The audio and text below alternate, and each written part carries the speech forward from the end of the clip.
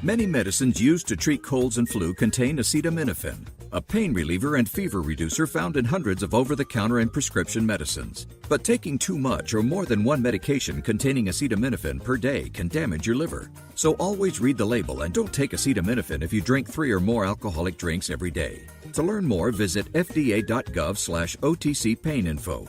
A message from the U.S. Department of Health and Human Services Food and Drug Administration. 1, 2, 3, 4, 5. You get the idea. 55 more seconds of me talking to you when you could be speaking to potential new customers. For only $5, you can permanently add your ad to this or one of our many other podcasts. That's every download, every stream, every live listen, everywhere in the world. All you need to do is visit us online at tomasianent.com.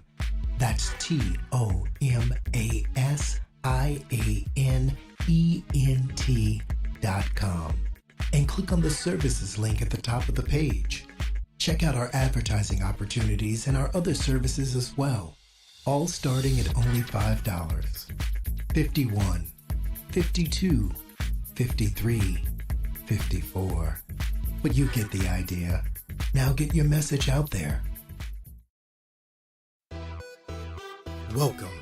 You're listening to Doopy Deep with Dr. Nikki.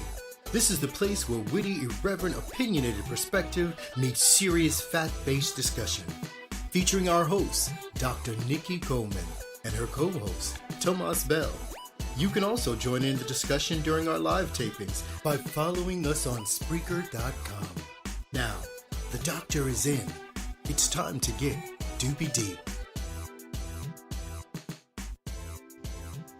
Hello, hello, hello, hello, hello, hello. I'm so excited. It's July. It's very, very, very, very, very hot here in Houston, where I live. But I think I'm still on that birthday high. Tomas, you know what that is like? I know that you celebrated. Is it birthday high? Because I don't think you smoke. This must be birthday alcohol. I mean, it's like a birthday. Well, I guess a high is a high. Maybe birthday inebriation. I think that's what that is. I think you got that chronic condition called functional alcoholism. Perhaps. That's so rude, first of all. Why are all your psychological mental health references like so dated? First of all, no one says functional alcoholism is not a thing. Because I stopped and started my professional career as a psychologist with Sigmund Freud University. So that is why. Wait a minute. What was the name of that? What was the name of that little peer counseling program you did back in the day that you used to always talk about? Don't you talk about Middle Earth. Don't you dare talk about Middle Earth. Don't you do it to yourself. I used to love some Middle Earth. Shout out to you Albany. Shout out to Middle Earth. We were in Middle Earth before the Hobbits and all of that stuff came along. But elves and trolls, right? Just holding it down. Maybe it was still in existence. I just didn't read the books. So what was what always makes that story so funny is you were like Middle Earth, blah, blah, blah, blah, blah, Middle Earth. I was like, first of all, slow down because I don't even know the words you're saying. And you were like Middle Earth. And I was like, yes, it's not an articulation issue. I don't know where Middle Earth is. I don't know what you're talking about. Middle Earth is in the middle of the campus. Thus, Middle Earth. It's the center of your stability and core of your strength as an academician on campus. Mm-hmm. And then you were like, from like Lord of the Rings. And I was like, actually, no, I actually don't know. That was like the whitest thing ever. I don't know who thought that was a good idea to name it. There's no connotation with peer support or mental wellness attached to that at all. It just was so bizarre to me. One of the things that we dealt with at Middle Earth were people who spoke about Middle Earth in a negative light. They was real confused because by the time they found you, they were in deep crisis, and Middle Earth could no longer help them. They had to actually go. We would bring them from regular Earth down to Middle Earth so we could deal with the crises and then send them back to plain Earth. That's what we did. Ridiculous. So ridiculous. Oh my God. Welcome everyone back to the podcast. We missed you last week. Well, okay, that's a lie. You missed us last week. I was out having the time of my life at Poly Dallas Millennium. And getting my entire conference on, getting my polyamory on. And the time of my life. Getting my sex education on. It was wonderful. Wait a minute. Getting your sex education on, were you teaching or were you taking? I was learning. I was growing and learning and expanding my horizons. Understandings. And vocabulary, quite frankly, too. Wow. Yeah, so it was wonderful. So at some point I will I want to have a show about it. I just got to get myself together because I'm not what's the word? I'm not a part of that community. I'm not like in the community. But I think I made some good contacts because I would like to have people who are part of that community. So you're polyamorous adjacent. I'm polyamorous adjacent. Okay. That's perfect. Okay. Just to be clear. I sometimes go to their Starbucks, but I don't really live in that and dip out. That's hilarious. No. Hilarious. So speaking of Starbucks, let's actually get on topic and talk about what today's show is going to be about. And we want to talk about #implicit bias. I'm really excited to get into this conversation. I have lots of thoughts and ideas and lots of opinions, informed opinions, actually, about implicit bias. This is a term that has gotten a lot more traction in public discourse, I think, lately. But it's not actually that new of a term in the social psychology field or even in the counseling psychology field.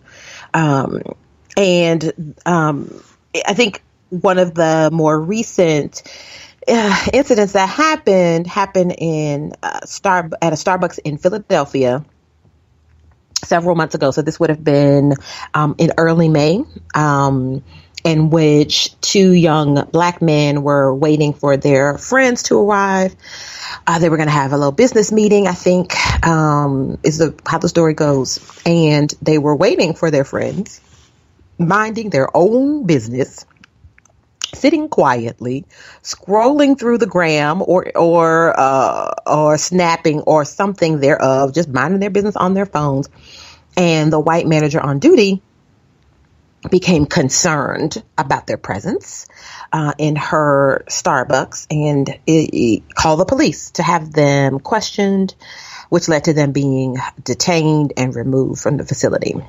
So this sparked a pretty large national conversation about implicit bias, in that Starbucks' response as a corporation was to institute a company-wide, nationwide day off of training around implicit bias. So that was part of their mea culpa in response to that incident.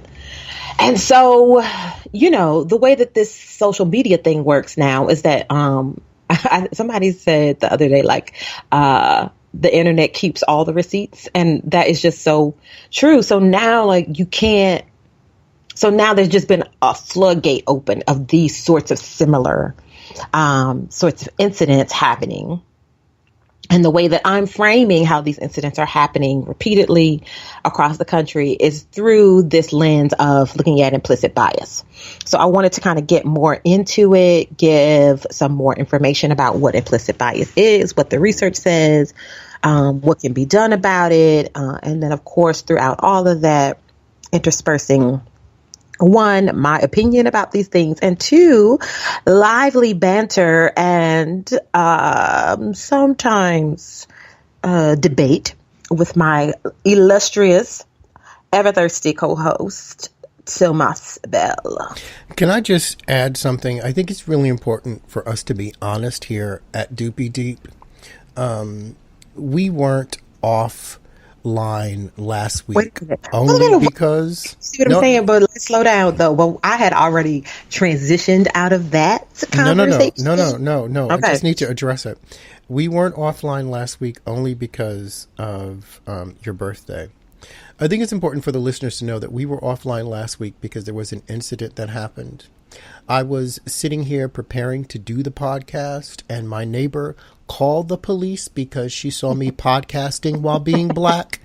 And apparently that's not something you can't do that. Because literally you can't do a damn thing and be black. My podcasting certificate that I got from the New School of Podcasters. And do you have it shrunken down to wallet size and laminated so you can pull it out? When I pull it out, I hit her in her face, though, that might laminated.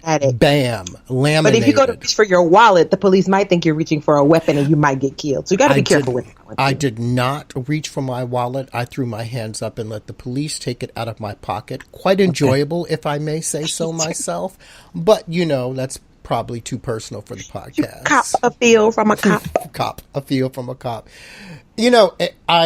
I make that ridiculous for everyone. Yes, Tomas is joking. Okay, no, did not happen. All of his friends that are listening, please do not stop blowing up his phone. Right. They're like, they tried to do what? You can podcast. You can do it. You know what I'm saying?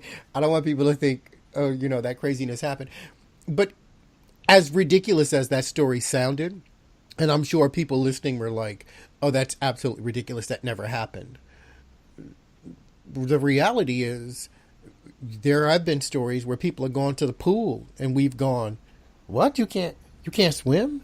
What? You got to show ID to random white folk to get into the pool that's in your area that you have a card that gives you access to?